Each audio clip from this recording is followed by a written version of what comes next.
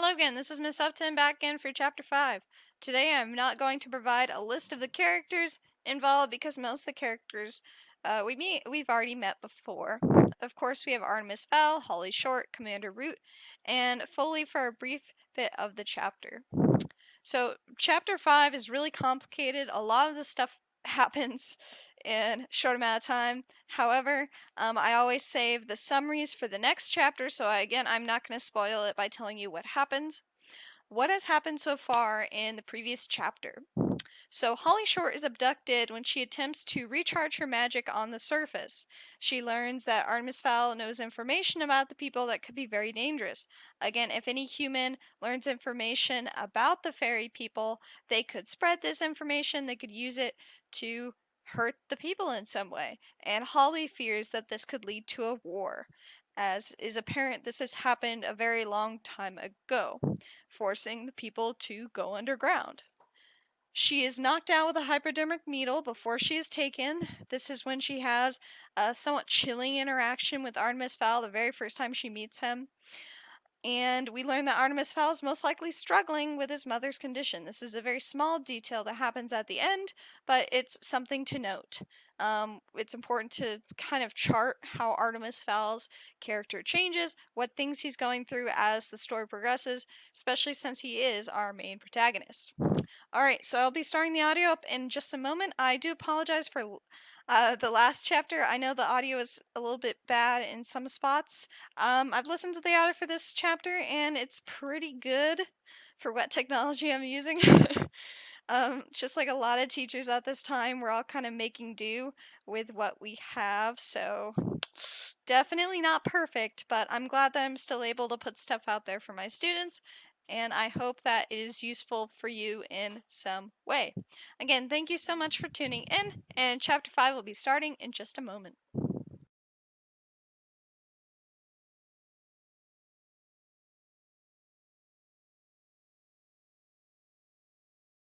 This is Miss Upton back again for Chapter 5. Chapter 5 is titled Missing in Action. Commander Root was sucking on a particularly noxious fungus cigar. Several of the retrieval squad had nearly passed out in the shuttle. Even the stench from the manacled troll seemed mild in comparison. Of course, no one said anything, their boss being touchier than a septic boil. Foyle, on the other hand, delighted in agonizing his superior. "None of your rancid stogies in here, Commander," he brayed, the moment Root made it back to Ops. "The computers don't like smoke." Root scowled. Certainly that Fowley was up to this. Nevertheless, the commander was not prepped to risk a computer crash in the middle of an alert, and so doused his cigar in the coffee cup of a passing gremlin. "Now, Foley, what's this so-called alert? And it better be good this time." Centaur had a tendency to go completely hyper over trivialities. He'd once gone to DEFCON 2 because his human satellite stations were out. "It's good, all right," Foley assured him. "Or should I say bad? Very bad." Root felt the ulcer in his gut begin to bubble like a volcano. "How bad?" Foley punched up Ireland on the Eurosat. "We lost contact with Captain Short." "Why am I not surprised?" groaned Root, burying his face in his hands. "We had her all the way over the Alps." "The Alps? She took a land route?" Foley nodded. "Against regulations, I know, but everyone does it." The commander agreed grudgingly. Who could resist a view like that? As a rookie, he'd been placed on report himself for that exact offense. "Okay, move on. When did we lose her?" Foley opened a viewer window on the screen.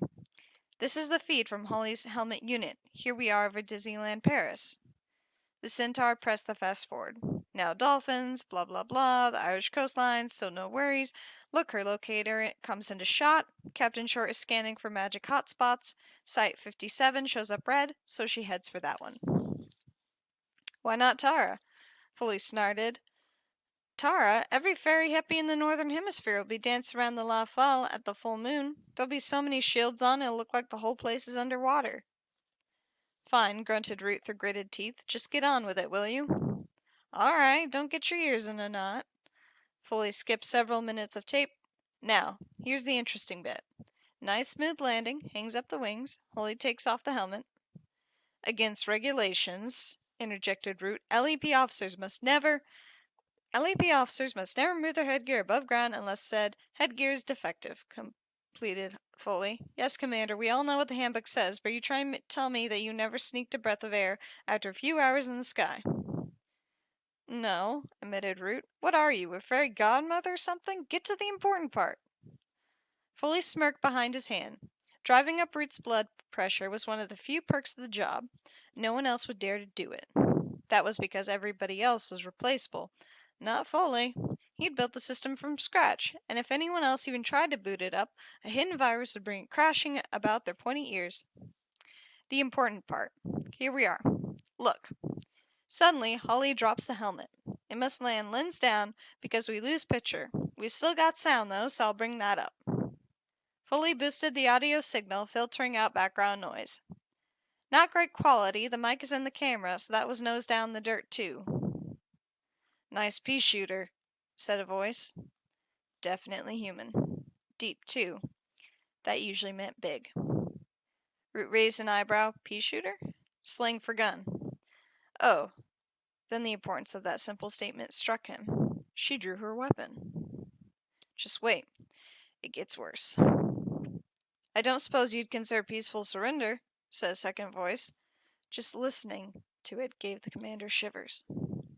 No, continued the voice, I suppose not.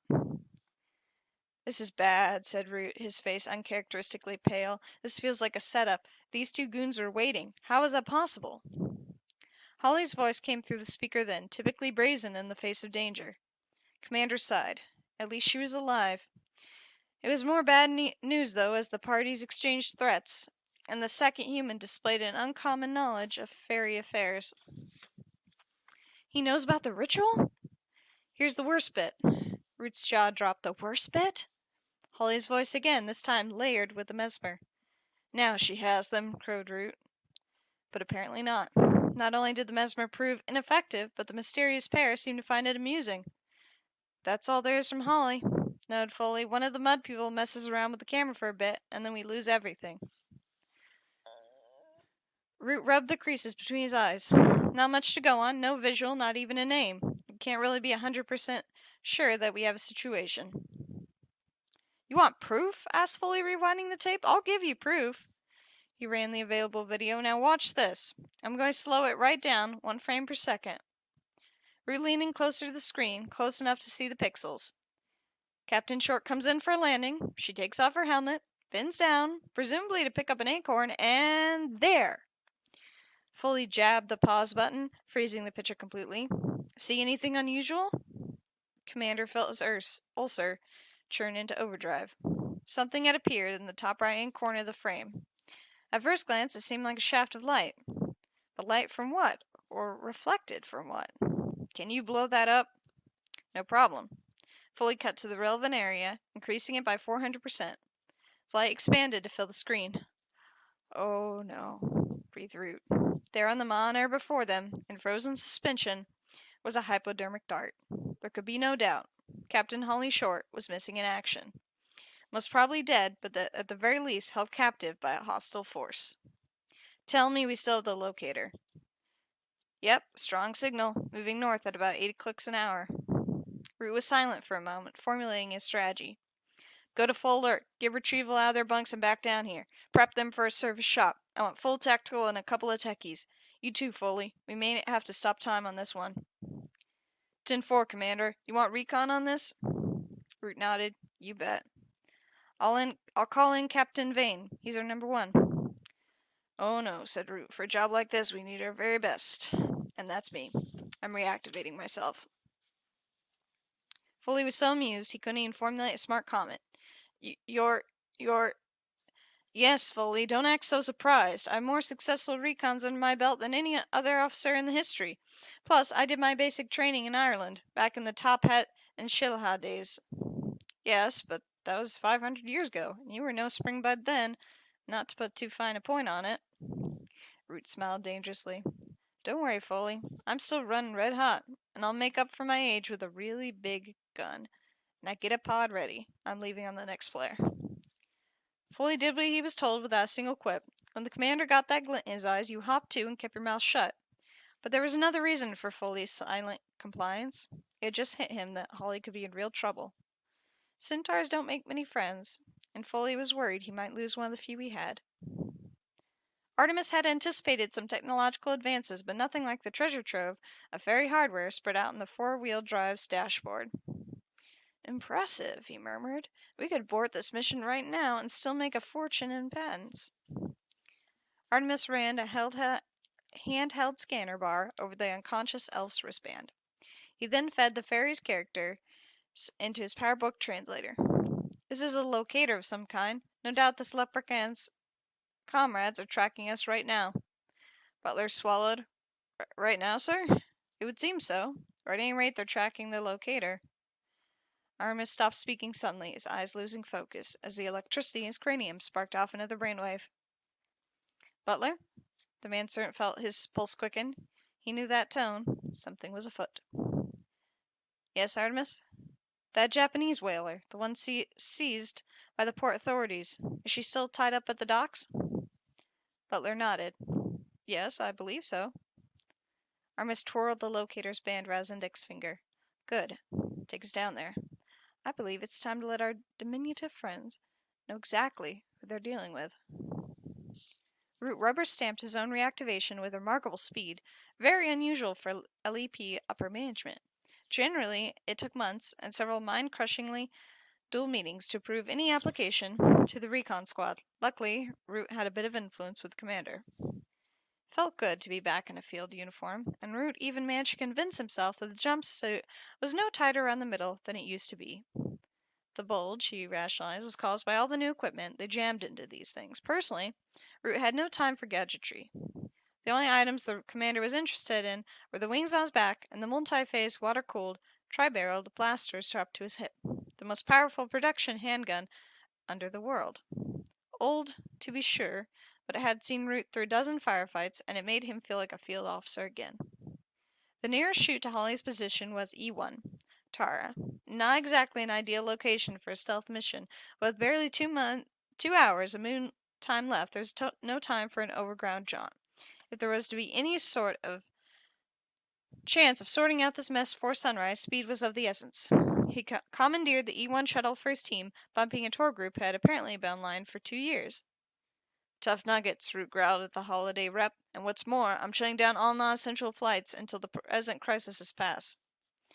And when might that be? Squeaked the irate gnome, brandishing a notebook as though she's prepared to make a complaint of some kind. Root spat out the butt of his cigar, squashing it comprehensively beneath his boot heel.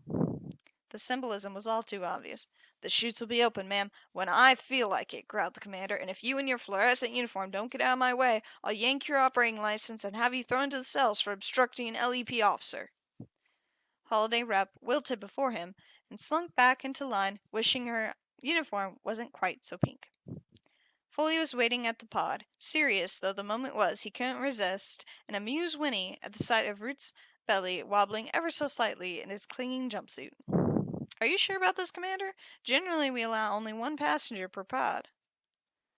What do you mean? Snarled Root. There is only one.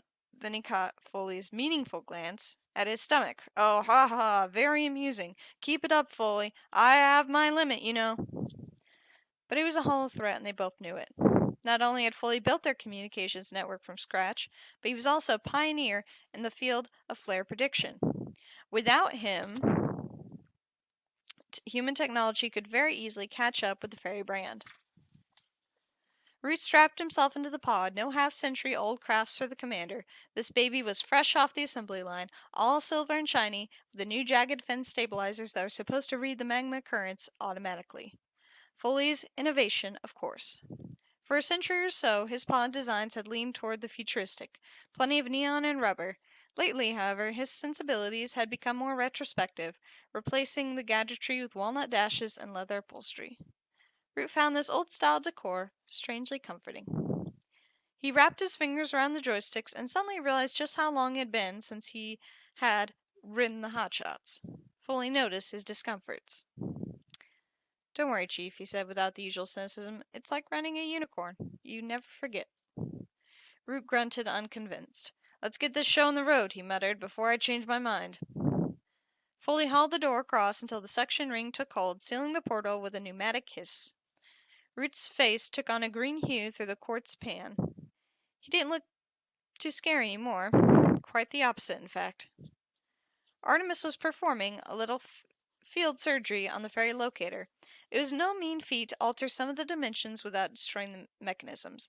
The technologies were most definitely incompatible.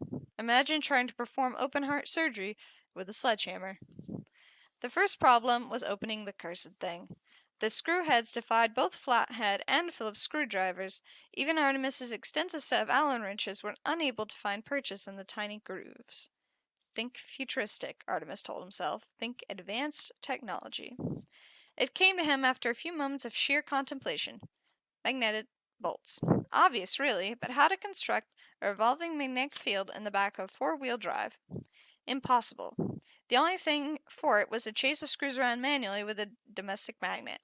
Artemis hunted the small magnet from its niche in the toolbox and applied both poles to the tiny screws. The negative side wiggled them slightly. It was enough to give Artemis some room to maneuver with needle-nose pliers, and soon he had the locator's panel disassembled before him. The circuitry was minute, and not a sign of a solder bead. They must use another form binder.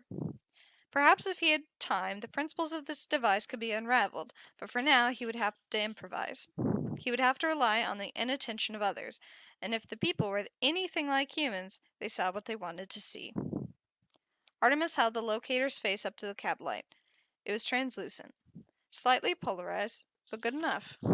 He nudged a slew of tiny, shimmering wires aside, inserting a buttonhole camera in space.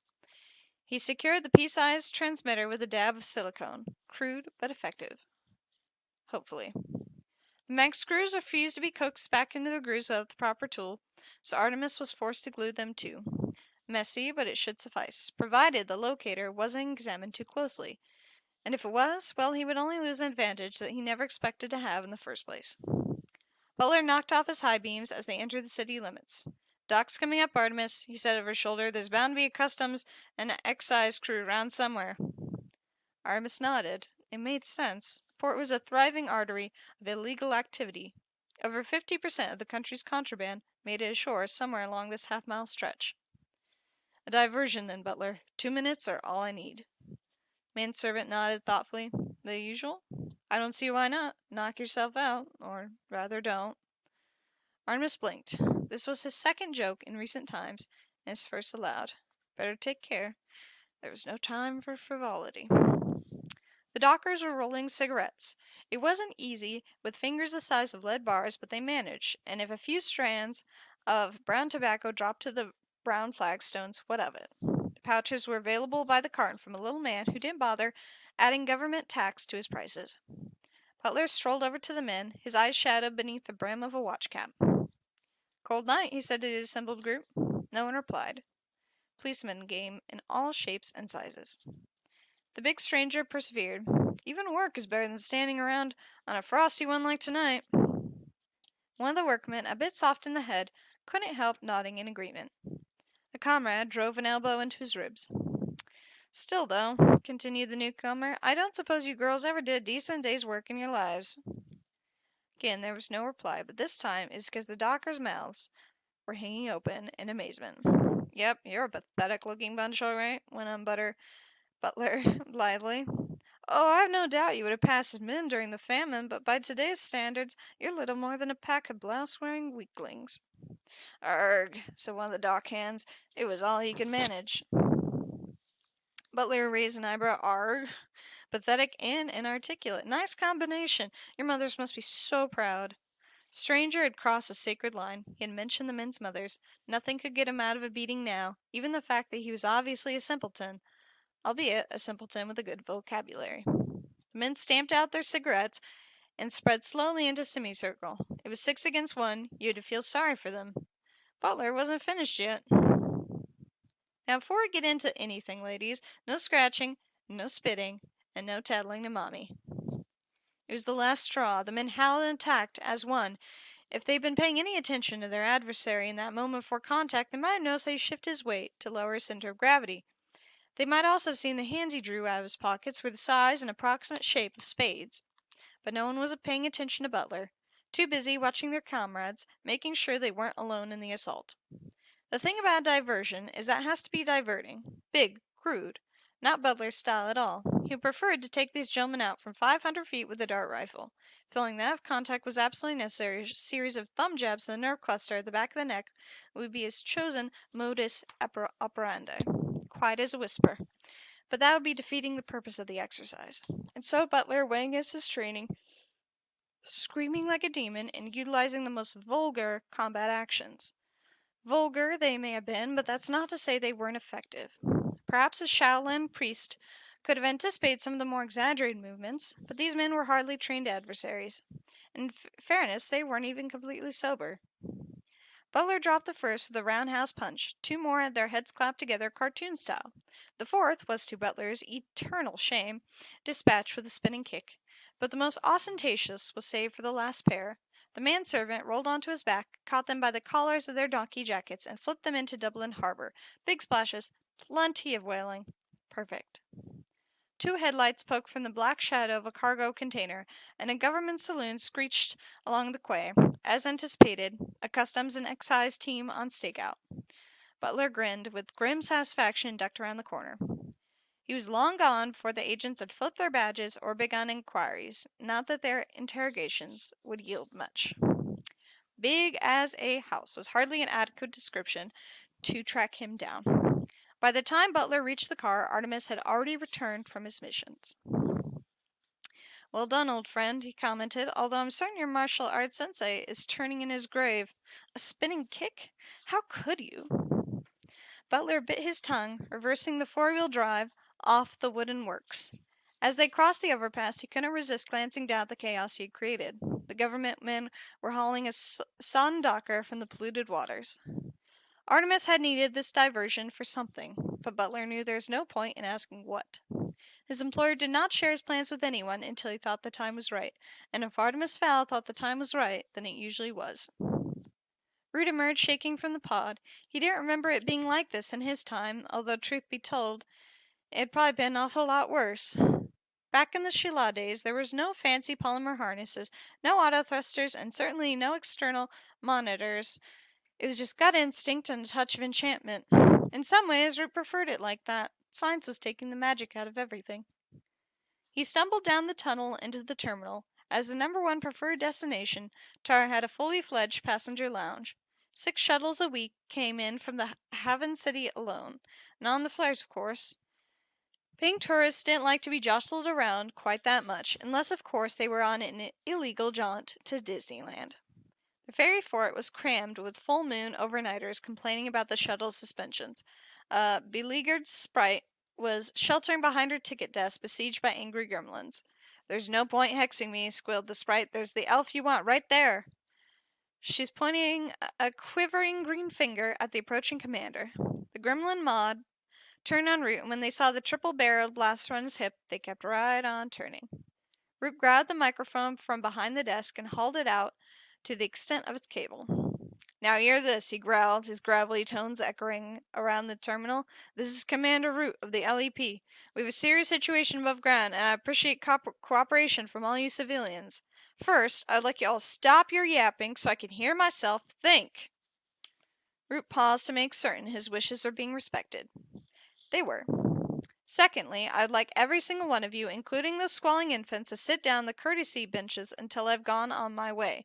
Then you can get back to griping or stuffing your faces, or whatever else it is civilians do." No one had ever accused Root of political correctness. No one was ever likely to, either. "Now, whoever's in charge, get over here, now!" Root tossed the stand onto the desk. A blare of whistling feedback grated on every eardrum in the building. Within fractions of a second, an out-of-breath elf/goblin hybrid was bobbing at his elbow. "Anything we can do, Commander?" Root nodded, twisting a thick cigar into the hole beneath his nose. "I want you to open a tunnel straight through this place. I don't want to be bothered by customs or immigration. Start moving everybody below after my boys get here." The shuttleport director swallowed. "Everybody?" "Yes, that includes terminal personnel, and take everything you can, full evacuation." He stopped and glared into the director's mauve eyes. "This is not a drill." "You mean?" "Yes," said Root, continuing down the access ramp. "The mud people have committed an overtly hostile act. Who knows where this is going?" The elf-goblin combo watched as Root disappeared in a cloud of cigar smoke. An overtly hostile act? It could mean war. He punched in his accountant's number on his mobile. Bark? Yes, this is Nimbus. I want you to sell all my shares in the shuttle port. Yes, all of them. I have a hunch the price is about to take a severe dive. Captain Holly Short felt as though a sucker slug was drawing her brain out through her earhole. She tried to figure out what could have possibly caused such agony, but her faculties didn't stretch to memory just yet. Breathing and lying down were about all she could manage. Time to attempt a word. Something short and pertinent. Help, she decided, would be the one to go for. She took a trembling breath and opened her mouth. Ulp, said her treacherous lips. No good. Incomprehensible even by a drunken gnome's standards. What was going on here? She was flat on her back with no more strength in her body than a damp tunnel root. What could have done this to her? Holly concentrated, skirting the edge of blinding pain. The troll, was that it? Had the troll mauled her in that restaurant? That'd explain a lot. But no. She seemed to remember something about the old country and the ritual, and there was something digging into her ankle. Hello? Voice not hers, not even elfin. You awake, then? One of the European languages. Latin? No, English. She was in England? I thought the dart might have killed you. Aliens' insides are different from ours. I saw that on television. Gibberish. Aliens' insides? What was this creature talking about? You look fit, like Muchacha Maria. She's a Mexican midget wrestler. Holly groaned. Her gifts of tongue must be on the blink. Time to see exactly what kind of craziness she was dealing with. Focusing all her strength at the front of her head, Holly cracked open an eye. She closed it again almost immediately. There appeared to be a giant blonde fly staring down at her. Don't be scared, said the fly. Just sunglasses. Holly opened both eyes this time. The creature was tapping a silver eye. No, not an eye. A lens. A mirrored lens. Like the lens worn by the other two. It all came back in a jolt, rushing to fill the hole in her memory like a combination lock clicking into place. She had been abducted by two humans during the ritual. Two humans with an extraordinary knowledge of fairy affairs. Holly tried speaking again. Where am I? The human giggled delightedly, clapping her hands together. Holly noticed her nails long and painted. You can speak English. What sort of accent is that? Sounds like a little bit of everything. Holly frowned.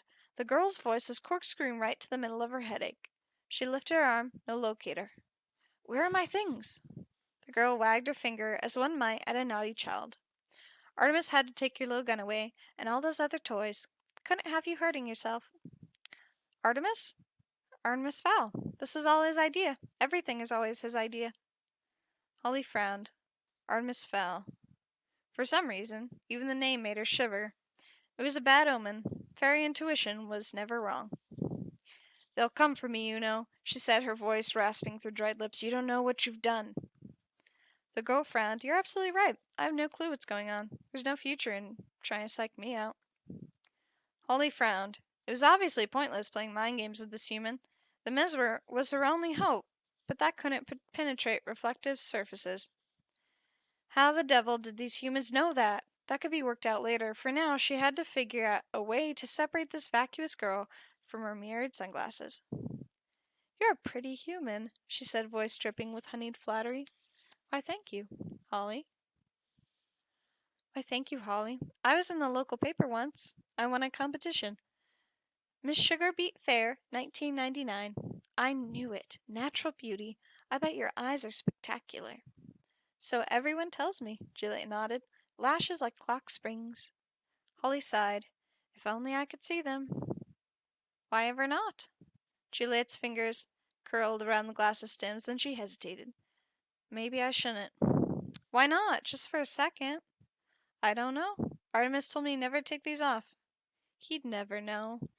Juliet pointed to a view cam mounted on the wall. Oh, he'll find out. Artemis finds out about everything. She leaned in close to the fairy. Sometimes I think he can see inside my head, too. Holly frowned, followed again by this Artemis creature. Come on. 1 second. What harm could it do? Juliet pretended to think about it. None, I suppose. Unless, of course, you're hoping to nail me with this mesmer. Just how stupid do you think I am? I've another idea, said Holly, her tone altogether more serious. Why don't I get up, knock you out, and take those stupid glasses off? Juliet laughed delightedly, as if this was the most ridiculous thing she had ever heard. Good one, fairy girl. I'm deadly serious, human. If you're serious, sighed Juliet, reaching a delicate finger behind her lens to wipe away a tear, 2 reasons. 1, Artemis said that while you're in a human dwelling, you have to do what we want, and I want you to stay on that cot. Holly closed her eyes, right again. Where did this group get their information? And 2, Juliet smiled again, but this time there was a hint of her brother in those teeth. 2, because I went through the same training as Butler, and I've been dying for somebody to practice my pile driver on. We'll see about that, human, thought Holly. Captain Short wasn't 100% certain yet. There was also the small matter of the thing digging into her ankle. She thought she knew what it could be, and if she was right, then it could be the beginnings of a plan. Commander Root had Holly's locator frequency keyed into his helmet face screen. It took Root longer than expected to reach Dublin.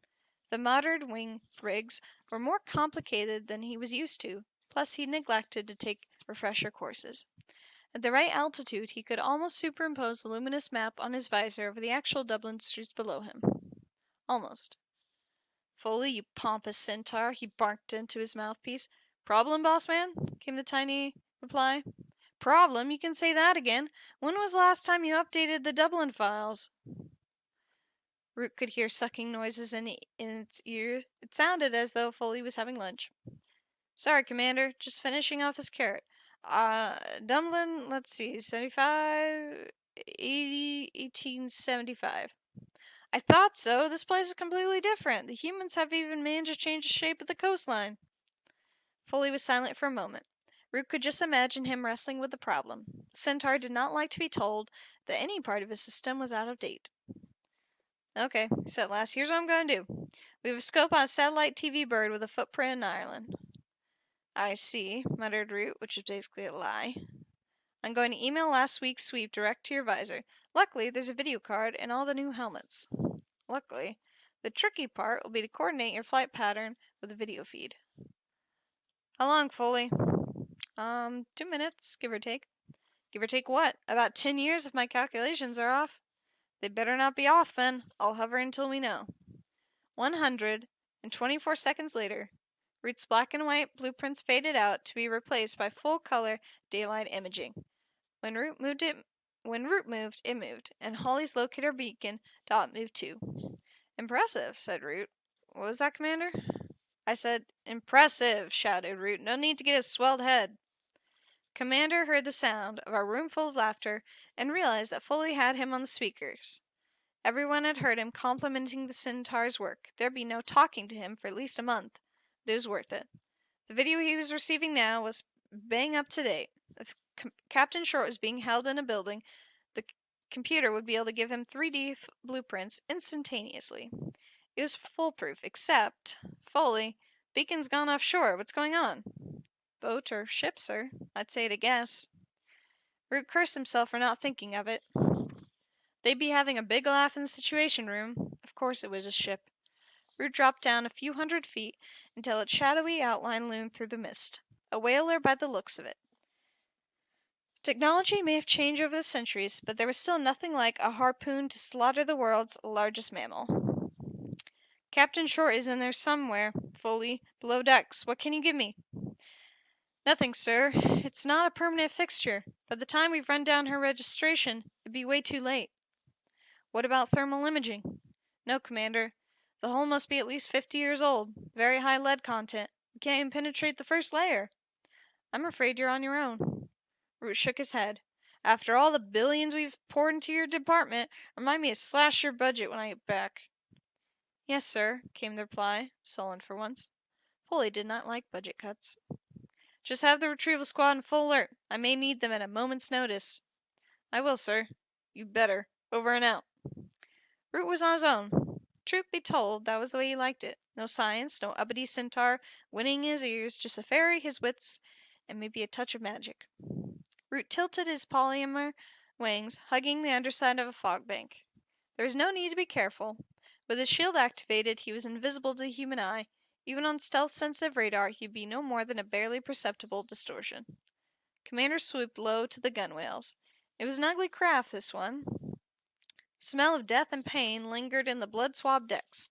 Many noble creatures had died here, died and been dissected for a few bars of soap and some heating oil. Root shook his head. Humans were such barbarians. Holly's beeper was flashing urgently now. She was close by, very close. Somewhere within a 200-foot radius was the hopefully still breathing form of Captain Short. But without blueprints, he would have to navigate the belly of this ship unaided. Root alighted gently on the deck, his boots adhering slightly to the mix of dried soap and rubber coating to the steel surface. Craft appeared to be deserted. No sentry on the gangplank, no bosun on the bridge, no light anywhere. Still, no reason to abandon caution. Root knew that from bitter experience that humans popped up when you least expected them. Once, when he was helping the retrieval boys scrape some pod wreckage off a tunnel wall, they were spotted by a group of potholing humans. What a mess that had been. Mass hysteria, high-speed chases, group mind wipes, the whole 9 yards. Root shuddered. Nights like that could put decades on a ferry. Keeping himself fully shielded, the commander stowed his wings in their sheath, advancing on foot across the deck. There were no other life forms showing up on the screen, but like Foley said, the hull had a high lead content. Even the paint was lead-based. The entire boat was a floating eco-hazard. The point being that there could be an entire battalion of stormtroopers concealed below decks, and his helmet cam would never pick them up. Very reassuring.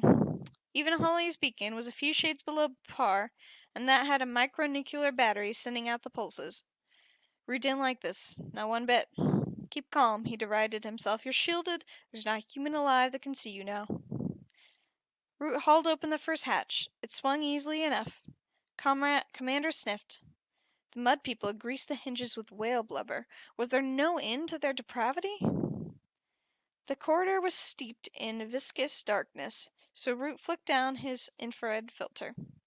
Okay, so sometimes technology did come in handy, but he wouldn't be telling Foley that. The maze of pipes and grilling before him was immediately illuminated with unnatural red light. Minutes later, he was regretting even thinking something nice about the Centaur's technology. The infrared filter was messing with his depth perception, and he was whacked his head on 2 protruding U-bends so far. Still no sign of life, human or fairy. Plenty of animal. Mostly rodents, and when you're topping 3 feet in height yourself, a good-sized rat can be a real threat. Especially since rats are one of the few breeds that can see straight through a fairy field. Root unstrapped his blaster and set to level 3 or medium rare, as the elves in the locker room called it. He sent one of the rats scurrying away with a smoking behind as a warning to the rest. Nothing fatal, just enough to teach him not to look sideways at a fairy again. Root picked up his pace. This place was ideal for an ambush. He was virtually blind with his back to the only exit. A recon nightmare. If one of his own men had pulled a stunt like this, he'd have their stripes for it. But desperate times required judicious risk-taking. That was the essence of command. He ignored several doors to either side, following the beacon. 10 feet now. A steel hatch sealed the corridor, and Captain Short, or her corpse, lay on the other side of it. Root put his shoulder to the door. Swung open without protest. Bad news. If a live creature was being held captive, the hatch would be locked. The commander flicked the blaster's power level to 5 and advanced through the hole. His weapon hummed softly. There was enough power on tap now to vaporize the bull elephant with a single blast. No sign of Holly. No sign of anything much. He was in a refrigerated storage bay. Glittering stalactites hung from a maze of piping. Root's breath fanned before him in icy clouds. How would that look to a human? Disembodied breathing. Ah, said a familiar voice. We have a visitor. Root dropped to one knee, leveling the handgun at the voice's source. Come to rescue your missing officer, no doubt? Commander blinked, a bead of sweat from his eyes. Sweat at this temperature? Well, I'm afraid you've come to the wrong place. The voice was tiny, artificial, amplified. Root checked his locator for life signs. There was none. Not in this chamber, at any rate. He's being monitored somewhere. Was a camera here somewhere, concealed in the maze of overhead piping? That could penetrate the fairy shield? Where are you? Show yourself! The human chuckled. It echoed unnaturally around the vast hold. Oh no, not yet, my fairy friend, but soon enough. And believe me, when I do, you'll wish I hadn't. Root followed the voice. Keep the human talking. What do you want? What do I want? Again, you will know soon enough. There was a low crate in the center of the hold. On it sat an attaché case. The case was open. Why bring me here at all? Root poked the case with his pistol. Nothing happened. I brought you here for a demonstration. Commander leaned over the open container. Inside, in snug foam packing, were a flat vacuum-packed package and triple-band VHF transmitter. Resting on top was Holly's locator. Root groaned. Holly wouldn't willingly give up her equipment. No LEP officer would. What sort of demonstration, you demented freak?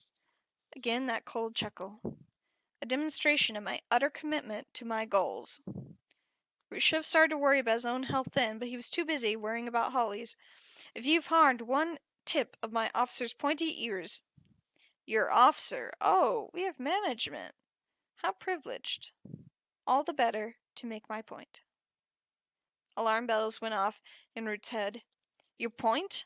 The voice emanating from the aluminum speaker grid was as serious as a nuclear winter. My point, little fairyman, is I am not someone to be trifled with.